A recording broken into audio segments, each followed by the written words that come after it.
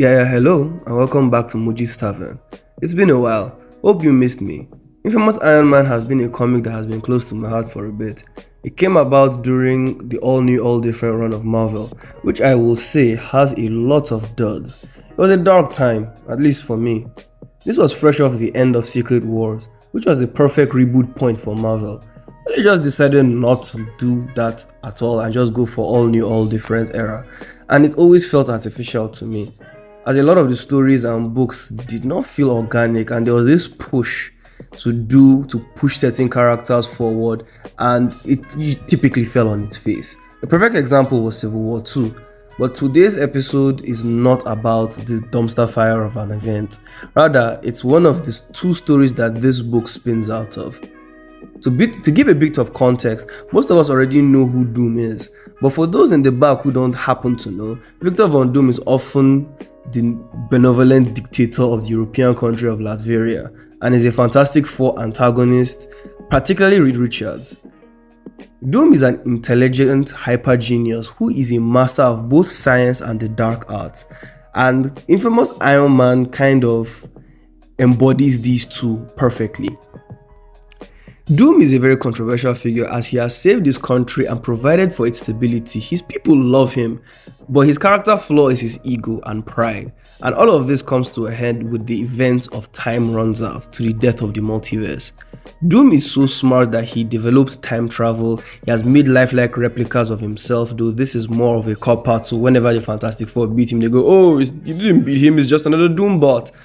And magically he's right up there with Doctor Strange and would have been the Sorcerer Supreme, and currently, if I even remember correctly, he is the Sorcerer Supreme right now.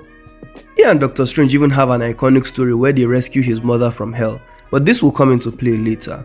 Anyway, Doom plans and steals the powers of the Beyonders in the events of Time Runs Out alongside Molecule Man, who channels the power to him. Victor now condenses the multiverse, or at least the remnants of it, into one super planet called Battleworld, each domain having a leader handpicked by Doom himself. And to enforce these laws were the Thor Corps, an entire police force of different versions of Thor. Put a pin in this, I will definitely cover Secret Wars at some point. Doom was essentially now known as God Emperor Doom of Battleworld, and all worshipped him.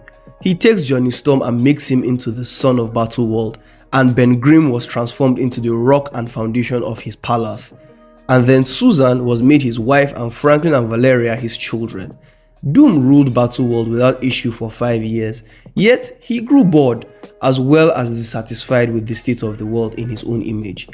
Reed Richards does eventually defeat him alongside a bunch of rabble-rousers, and with his defeat, the multiverse was recreated with the new 616. This just gives Marvel an excuse to roll over some of the popular characters from the Ultimate Universe into the main universe, and no one remembers the events of the Secret Wars save for a choice few, and Doom is among them, for Reed had left him with a gift. For during their battle, Doom sort of came to the epiphany that disgusted him. He wanted to be Reed. Reed realizes this and leaves Victor with a gift. He fixes Victor's face, something that Victor is perplexed by.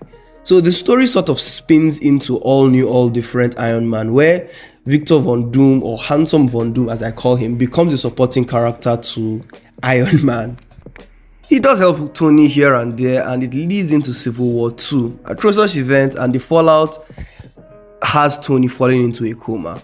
Riri Williams spins out of this story as well, and Doom sees the world needs an Iron Man, and who better to do it than Doom himself. And this is where our tale begins. It is written by Brian Michael Bendis, the dude who made Miles Morales, Riri Williams, made Jessica Jones iconic. I have issues with the way he writes sometimes, but this is one of the better written Bendis stories, as it sort of delves into Doom's ethos as a character. The artwork is sublime, and it is done by Art Maliv, a well-seasoned artist. The only issue I have is some of the consistency, but that has more to do with the storyboarding more than the art itself. Sometimes Doom has his cape, sometimes he doesn't. It pops in and pops out. I don't know, maybe there's a compartment in his suit that pops out the cape. On to Doom himself, let me be honest with y'all, this look is immaculate. It's sort of a fusion between Tony's Mark Prime armor and some of Doom's design choices, such as the cape and the two tassels. They really cooked on this design, and it's one of the very few all new, all different designs that absolutely worked. Moving on to the story itself, I don't want to spoil too much, so I will just cover the details from the first two issues. You want more, you're gonna have a read it, bro. Trust me, it's worth it. Anyway, Doom is essentially trying to turn his life around, and for some odd reason, he keeps bugging this Indian doctor, Dr. Amari. And honestly, we could have done without her in the story, as she's genuinely just feels shoehorned into the story. Yes, I know she's from the previous Iron Man's run, and still, Bendis has this habit of always shoehorning his OCs into stories, even though they have nothing to do.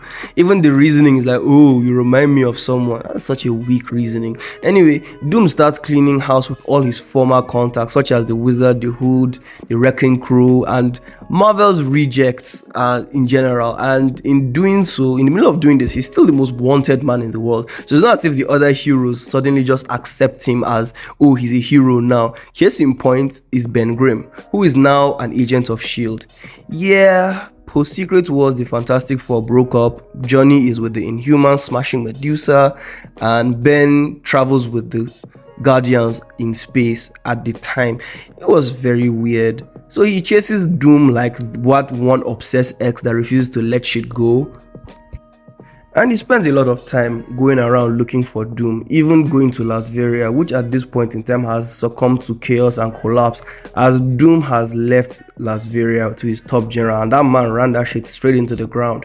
And that's typically my argument for the benevolent dictator, because, you know, when the dictator is no longer there, would you trust his lieutenants to run things well in his place? In this case, no. Anyway, Ben stumbles across Doom's mother, who is alive. Context here: Victor's mother was a witch who made a deal with Mephisto, and she lost her soul. Doom for years tried to free her, as in every year he dives deep into hell to try and free his mother's soul. But eventually he does do it with the help of Doctor Strange. That is this connection he shares with Doctor Strange. So her being around definitely throws Doom for a loop. Doom's arc, or potential arc, is one of introspection, as he has been a villain, a dictator, a god, and he didn't find fulfillment there. So what's next for him? Let him try being a hero. It definitely was a fun read. You guys should definitely check it out, and don't forget to like, comment, and share this video. And yeah, tell me know what you think in the comments below. Anyway, good bless.